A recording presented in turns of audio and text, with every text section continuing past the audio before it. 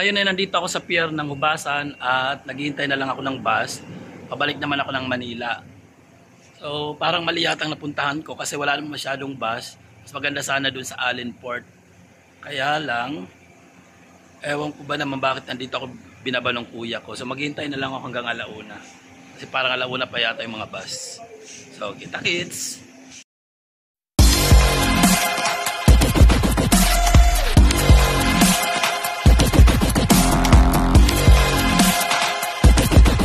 Ayan, dito sa Allen, tatlo ang mapagpipilian. Dito, pwede sa Hubasan Port. Ito na ngayon na nandito ako.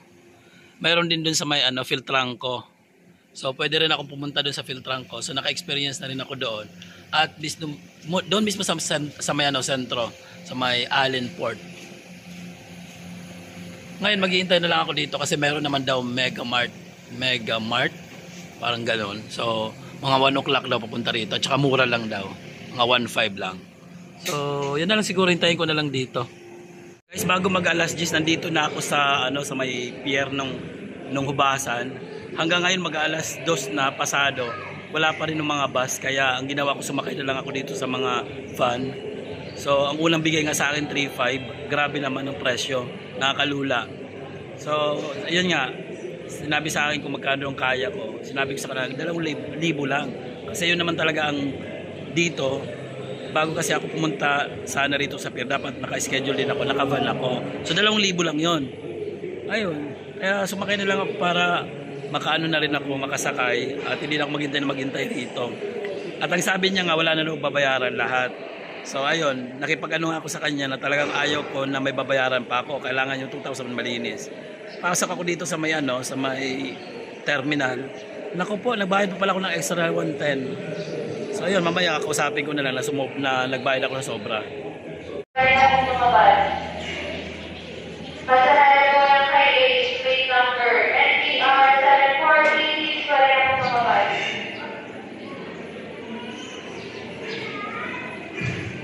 So, inuulit ko po. Matandaan mo ng mga plate number ko ng sasakyan nyo. Hi H. Ayun guys, nagtawag ng mga pangalan ng mga sasakyan ng van. Kaya lang ako, hindi ko alam yung pangalan ng van ko, kaya bumaba na rin ako para ma-check ko yung pangalan. Kasi hindi ko natandaan yung pangalan ng van na nasakyan ko. So ayun, ang ginawa ko, chinek ko siya kasi hindi ko tandaan yung pangalan ng sasakyan. Tinatawag na kasi mga pangalan ng sasakyan. Ngayon, hindi ko alam kung ano, kaya sabi ko, nakiusap ako, labas lang ako kasi hindi ko alam yung pangalan ng van na sinakyan ko. Ay nako. Baka ito na siguro, baka pwede lang pumasok. So ayun, may nakita na akong pasahero. So may mga pasahero na. Ito na. Pasahero din ba kayo doon? Pasahero kayo doon? So pwede na makyat? Kasi hindi ko masyado matanda ng pangalan. Kaya chinek ko muna. Kaya nakyat na kami dito sa tawag nito, sa ferry. Ayan, mukhang may sasakyan, baka maano tayo. Tindahan muna tayo. Ayan, sayang naman, nandito na yung mga Silver Star at saka Mega Bus.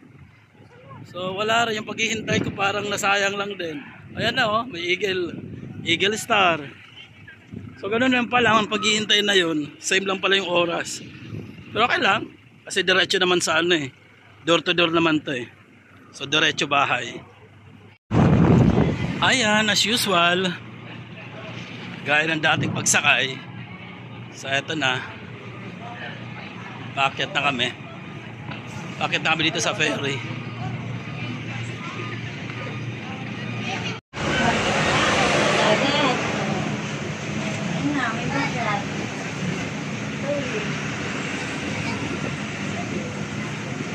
Dito tayo.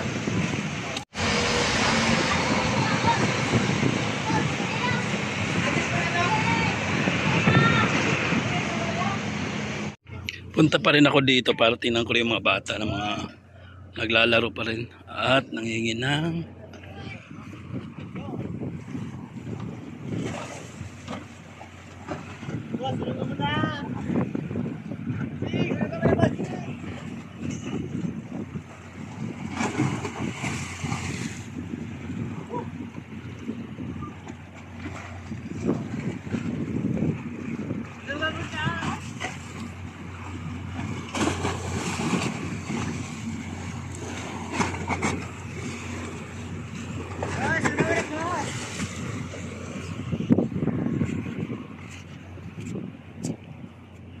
So ayun, nasilip ko na at wala namang naghahagis ng coins. Ang bawal yata. Ayan guys, balik ako dito sa may ano, sa loob ng ferry at naka AC. So naka aircon to rito. Ay sorry. Ayun, dami ng pila. Anong meron?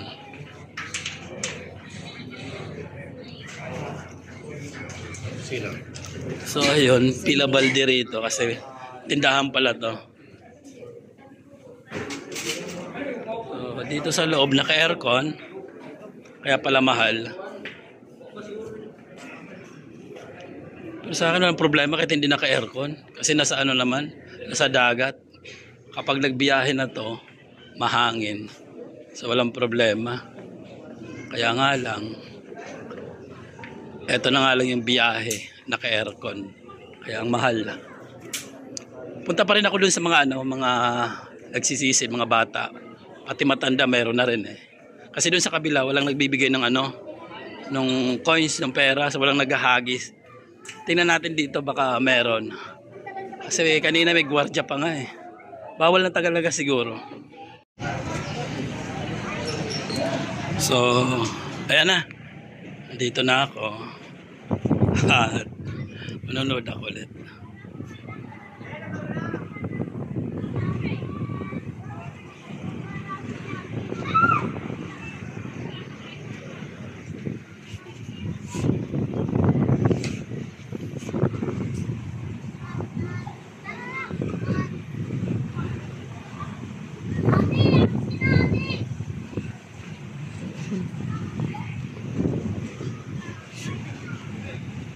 Ayan, wala namang sigla kasi walang nag-ano, walang naghahagis ng pera. Bawal yata. Oh, ayan no. Dati kasing liit lang yan dati nito. Lumaki na, ayan na siya. Wala pa yung mga matatanda. O, diba? May bulletin girl pa, oh.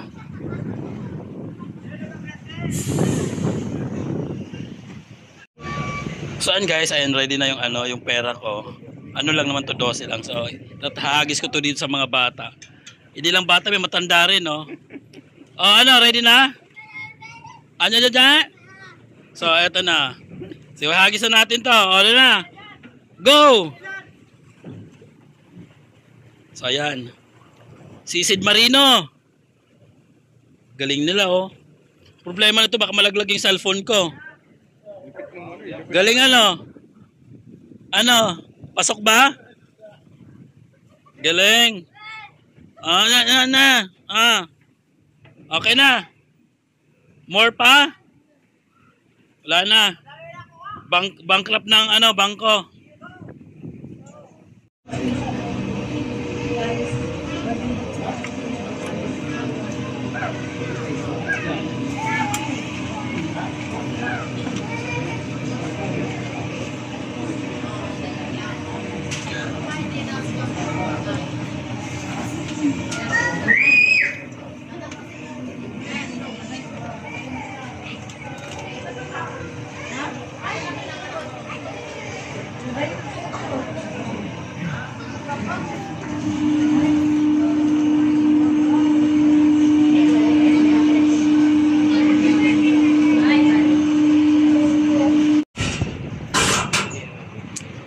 So, ayan guys, largada na.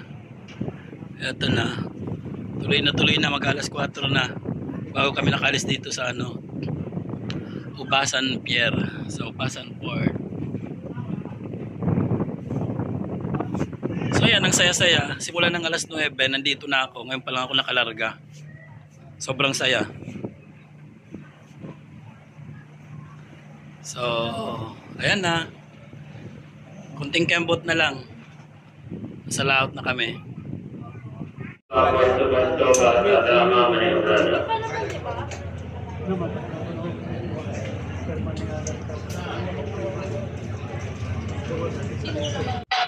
Ayun guys, kumain na lang pala ako sa gutom ko kasi alam nyo ba, anong oras na, mag-alas 9 na, hindi pa rin kami nakakadaong sa pier ng Matnog. Dahil nga may nakaangkla pa rin doon na sasakyan na barko, yung ferry. As in talaga, as in gutom na ako kasi kung maghihintay pa ako doon sa may terminal, kasi mag-i-stop kami sa sa mga restaurant. Kailangan pa bang hintayin anong petsa na since may baon naman ako. Of course, may favorite adobo, kumain ako. Kasi nga ang tagal, grabe, nakakasar. Matindi itong biyahe na to, na-stranded pa kami rito ng 4 hours sa sa laot. Nandito na kami sa Matnog. So nandito na kami sa Matnog kanina para tapos ayun, kasi nga mayroong sasakyan din, mayroon ding barko na naka-standby pa. So hindi kami tawag dyan. So eto, nandito na kami ngayon. Mag-alas 9 na, mag-alas 9 na.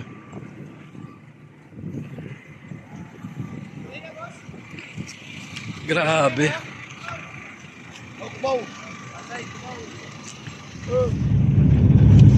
Meron pa yung pinakamababa. Meron pa yung talagang paikot talaga.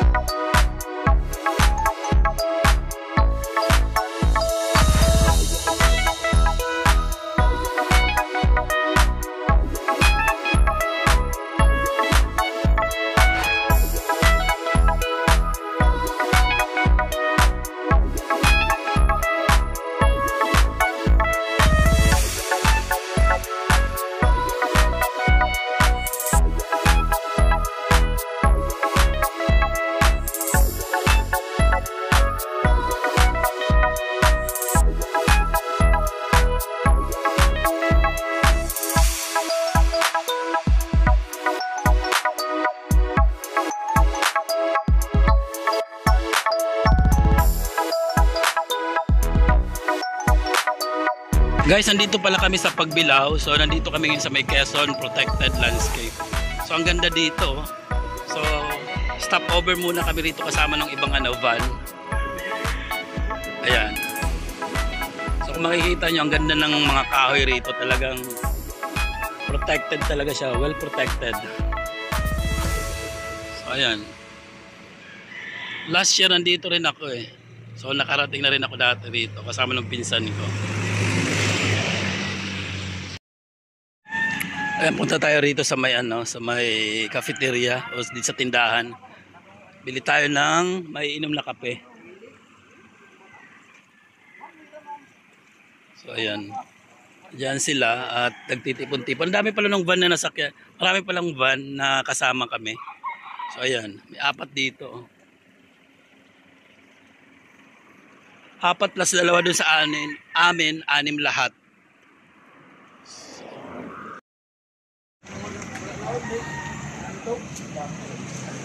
I-edit ko lang siya. Guys, nandito kami ngayon sa may Quezon Protected Landscape. So ang ganda dito, grabe. Makikita niyo mga kahoy, ang dami malalaki pa. Talagang ano ba ito? Hindi naman ito pwede yata maputol kasi masaan yata ng video. At ito ngayon dito kami mag-stop over. At ang ganda kasi ang dami rin mga pan, ilang pan din sa amin.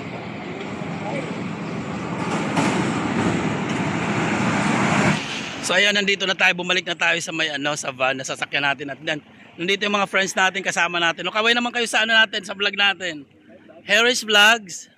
Ayan, hi. Harris Vlogs. Ayan, Harris Vlogs, check nyo na lang, panoorin nyo na lang. Andiyan na kayo sa natin, sa video natin.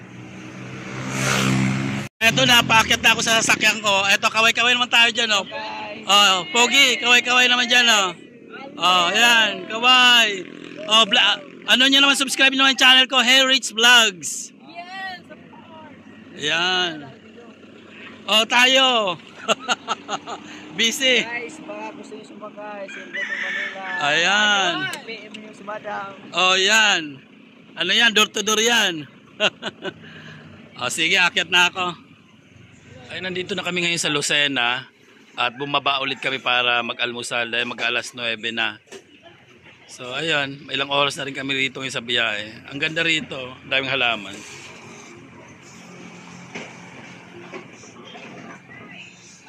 So, ayan. Yung mga kasama ko. Doon na sila para kumuha ng kanilang order. Ayan, nandito na kami sa may Laguna at may binabakal na kaming mga bitbiting galing ng Surigao. Ayan.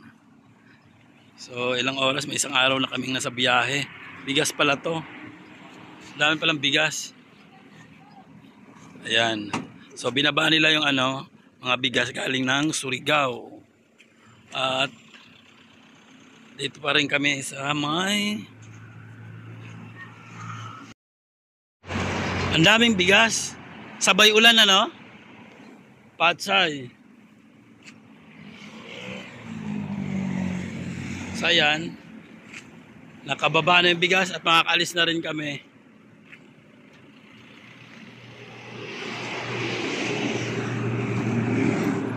Ano yung pipick up? Pinahintayin pa natin yung magpipick up niyan? Ha? Mga ilang... Nandito na magpipick up? Ano, iiwan nyo lang dyan?